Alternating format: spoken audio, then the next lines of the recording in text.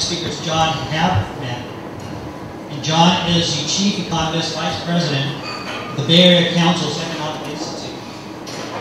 And his focus of his talk is going to be carrying on the America's Cup thing, and after a couple of panels later on this afternoon as well. Focus on the economic impacts of the America's Cup. John.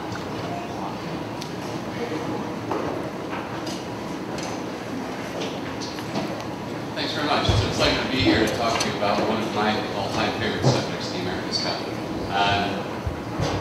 Can you hear me okay?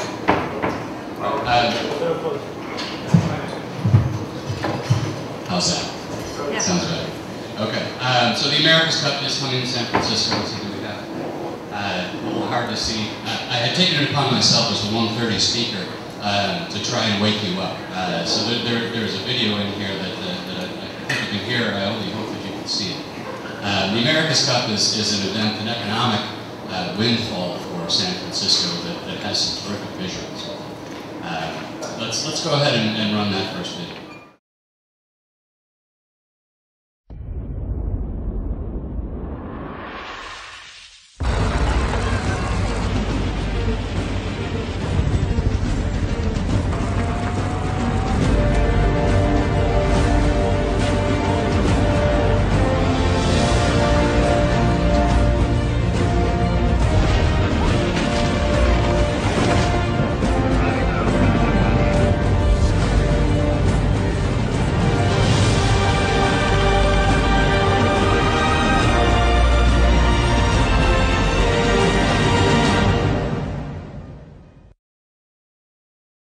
So at any rate, I want to start out talking about, let's go to the next slide. Yeah.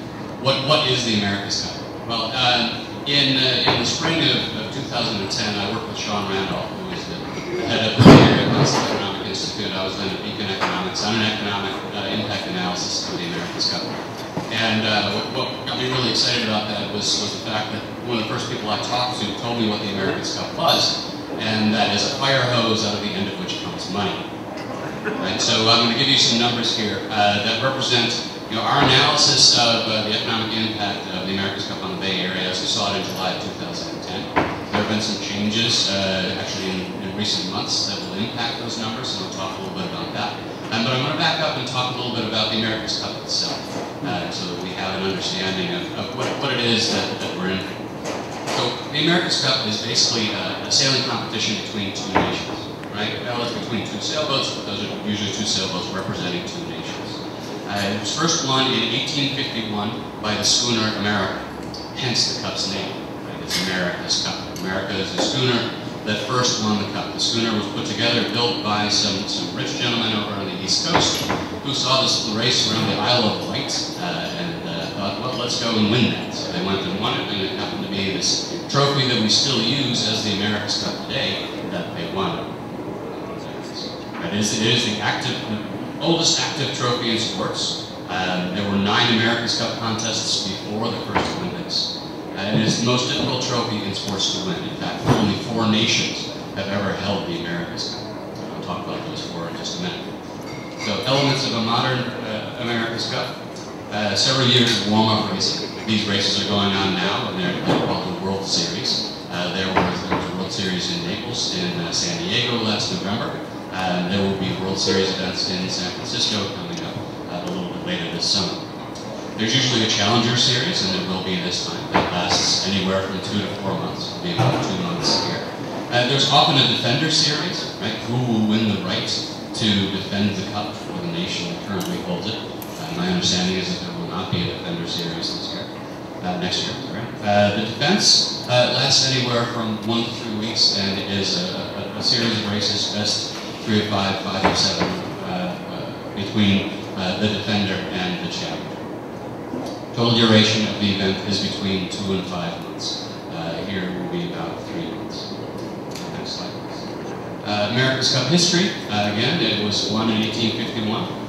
In the U.S., the America's Cup resided in Newport, Rhode Island from 1852 to 1982. America's Cup events took place in San Diego in 1988, 92, and 95. And San Francisco will be the next U.S.-based America's Cup event in 2013. Other locations, Fremantle, Australia, Auckland, New Zealand, and Valencia, Spain. Right? These races are usually held in the country that wins it. However, the prior victor was from Switzerland, with no access to open water, so hence the history. So the United States, Australians, New Zealand, and Switzerland are 4 countries that have held the America's Cup. America's Cup evolution, the boats that have been used in the America's Cup have evolved enormously over the years. If you can see the top picture of the slide, that is a picture of the original America's Cup schooner. 2-masted vessel, rather large. Down in the lower left-hand corner, there is a picture of the more modern sailing vessel used in the America's Cup races. This is a traditional monohull. Has led to some very exciting races. And the last America's Cup, where Larry Ellison won up in the right to bring it to San Francisco, is a photograph of the trimaran that he used down in the lower right-hand corner there. And it's that trimaran that is more in the spirit of the racing that we're going to be seeing in San Francisco later this fall and in 2013, as it will be between monohulls. The multi-hulls. The multi-hulls that will be used will be 72 feet in length. These are enormous sailboats, 46 feet across, relatively small displacement, about 15,000 pounds. Sails making up more than 3,000 square feet. These are enormous sails. These are sailboats that have never been sailed before, and it's anticipated that they will go very fast. Very exciting race. So the next slide is the second video. Show of hands, is it worth trying to show the video? I don't think so. Okay, again, see our website. Some San Francisco details, what's going to be different here than has been the case in other places. The app design will be very different. It's a natural amphitheater. This will be the first America's Cup series of races that will be within an enclosed bay and not out in the open water. This leads to tremendous opportunities for tourism, for viewing the races from the shore. That's part of what has led me to believe the tourism effect here is going to be much bigger than it has been in previous America's Cups. Media and online broadcasting will be as never before.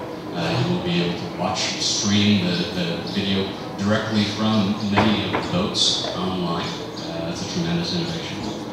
New governance. Locally, the America's Cup Organizing Committee, led by Mark Buell and Kerry McClellan. It's their unenviable task these days to try and raise money to help the city offset the costs of the America's Cup. So please leave your nickels, dimes, and quarters at the door as you walk out. The timing, next slide. World Series 2011 and 12. They began in July 16 of 2011.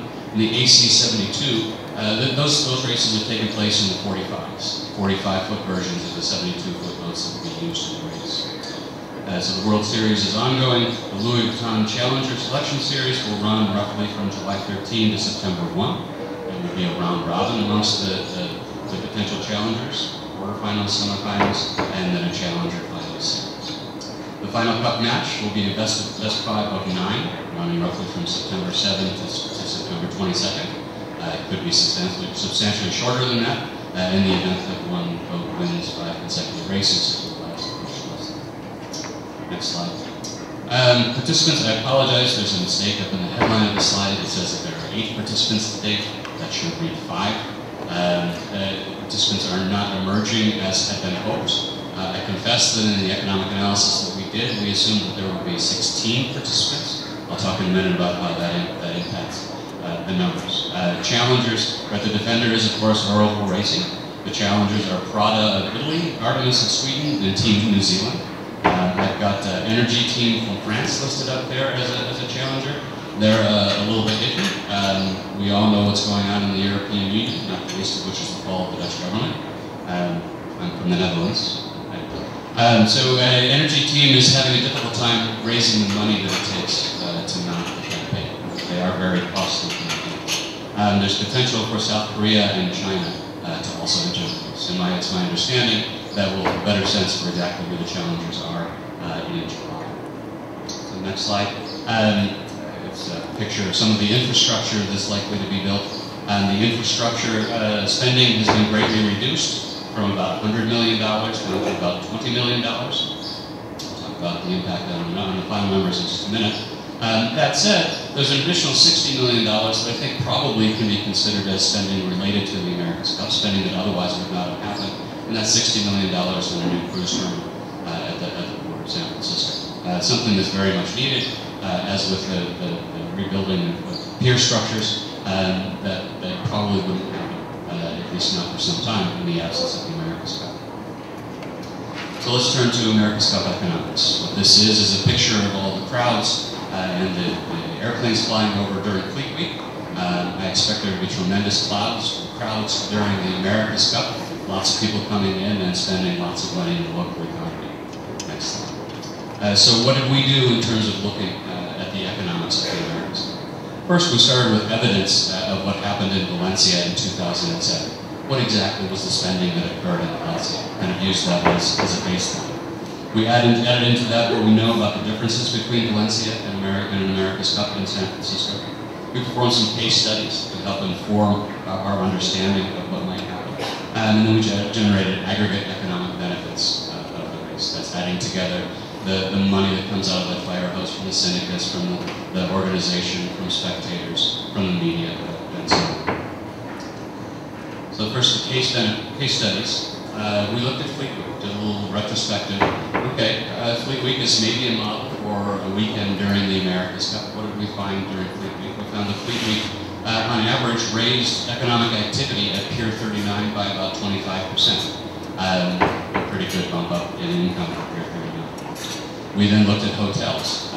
What is the potential for the America's Cup to fill up the hotels? We didn't raise rates at hotels. The rates at hotels will go up during the America's Cup.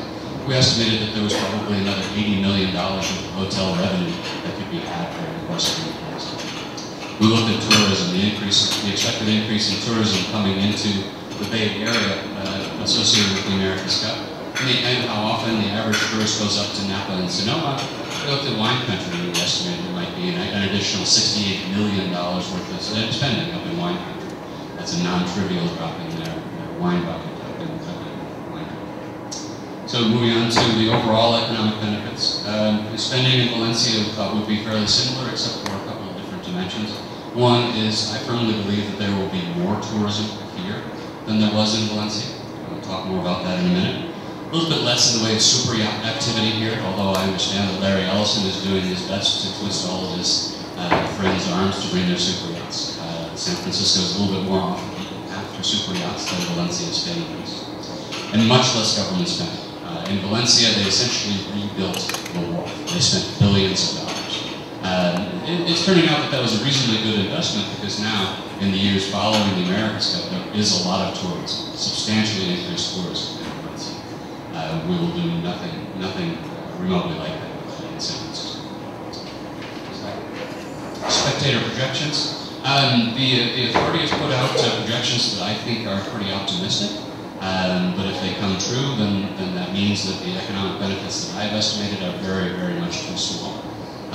What we did was we estimated that, who knows? We have really no idea what to expect in terms of spectators. We know what happened in Valencia, we know what happened in other America's Cups. I think it's going to be bigger here.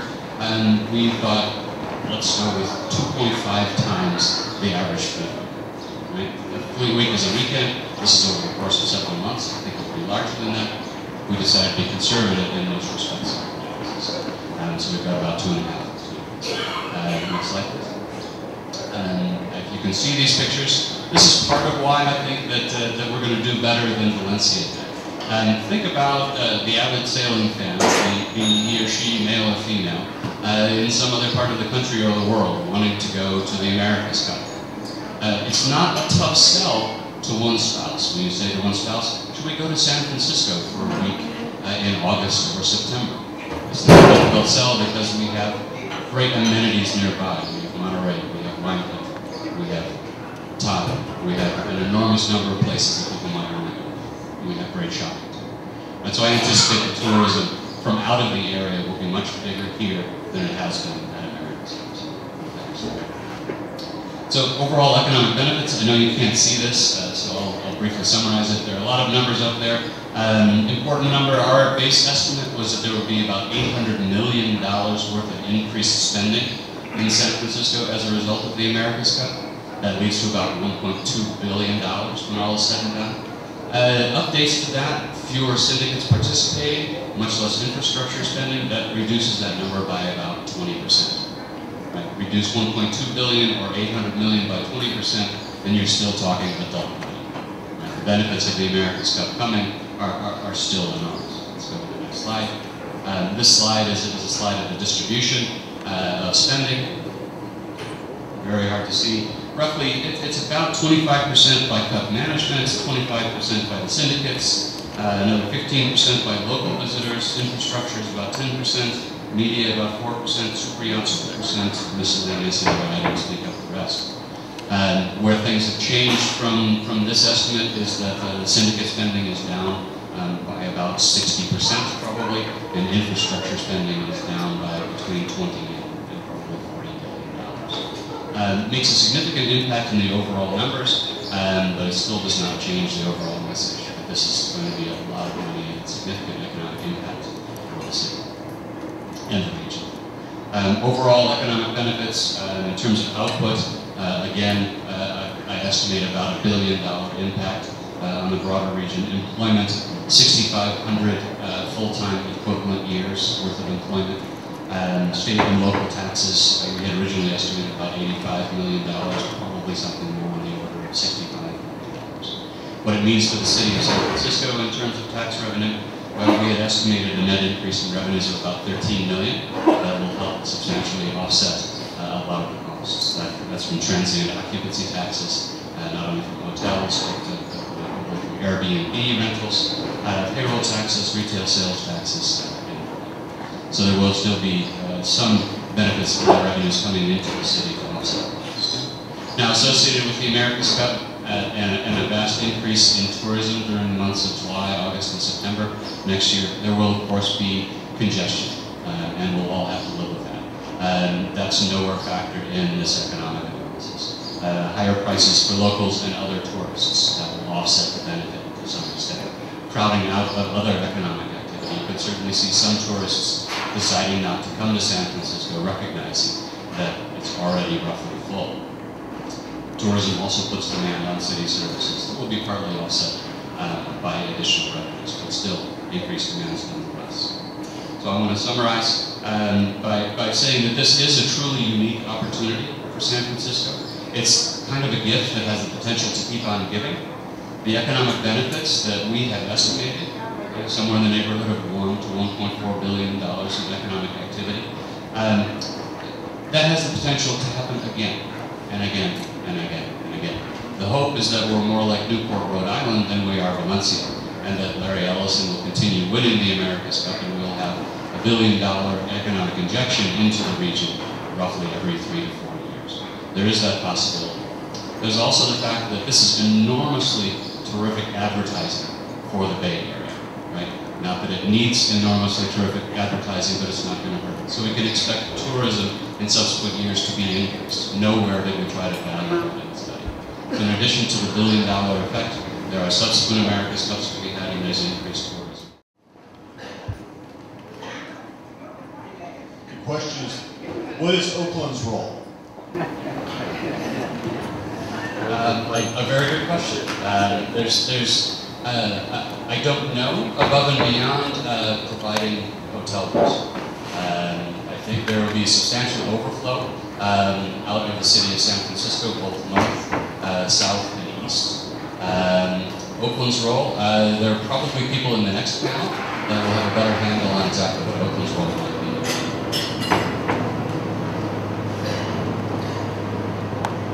Since the super yachts are not coming in here, are the yacht clubs locally going to be able to benefit from this at all? I do think the yacht clubs locally will benefit. I'm most familiar with the Corinthian Yacht Club up in Larkspur, and I know that they have a number of events planned during the America's Cup. They're going to be bringing in people from the various syndicates to give talks, help people understand what's happening with the America's Cup and get greater insight into the America's Cup. I know a lot of the yacht clubs are also participating in the operations of the America's Cup, and so they'll benefit in that way. In terms of increased membership, it's my understanding that probably the St. Francis Yacht Club is benefiting, as are other yacht clubs around the area. I don't have any numbers. how do you see the America's Cup impacting the unemployment rate? Is that part of your projections? Good question. It will transitorily, of course, reduce the unemployment rate. The amount of employment that will be in San Francisco and the broader Bay Area during the race is going to be large enough to have an impact on local unemployment statistics. It won't show up in California overall, but we will see a reduction here. I'm hopeful that the unemployment rates will be continuing their downward trend in 2013, but this should be a little pushed down.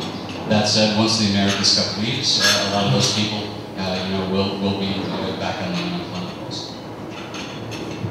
Traditionally, yachting would be considered a well-off sport. What is America's Cup Committee doing to engage the youth and the maybe disadvantaged into this sport? Yeah, I would say that probably John Craig is a better person to answer that question in the next panel than I am. I do know that the format for the America's Cup that we're hosting here is going to be one that will that has much greater potential to introduce the notion of sailing to youths of all walks of life, be they rich or poor. I also know that there are lots of opportunities for youths of all walks of life, rich and poor, to get involved with sailing, and seeing the sailing that occurs out on the bay will hopefully get a lot more of them out on the bay. The teams are going to be coming in here. What kind of jobs are going to be generated for the maritime industry that works on the maintenance of these vessels? That's difficult to say. In terms of working on the actual sailboats, I would say that's probably minimum. The folks who will do that probably come with the syndicates, and there will not be a lot of local labor involved in that. That said, there are going to be a lot of tenders, regular sort of motorboats running around the bay. They'll break down, and there could be some use of local shops for doing that. It's not clear to me that the potential is enormous, but there is some potential there. Are there any other questions? John, thank you. Oh, we have one being written up right now. And Lynn, if you can get your next, we're ready to the next panel for right after this. Who will coordinate concession opportunities for the small businesses and local and small medium? I know that the city has a website where you can register your small business to get involved with America's Cup activities. San Francisco, correct? Yeah, my apologies. Yeah, San Francisco City does. I can probably point you in the right direction. I can't just offhand, but if you want to toss me an email, and BayAreaEconomy.org, I'd be happy to try to point you in the right direction. John, thank you very much. Again, we apologize. The slides that he had, the video, we'll also put on our website. But we really appreciate it.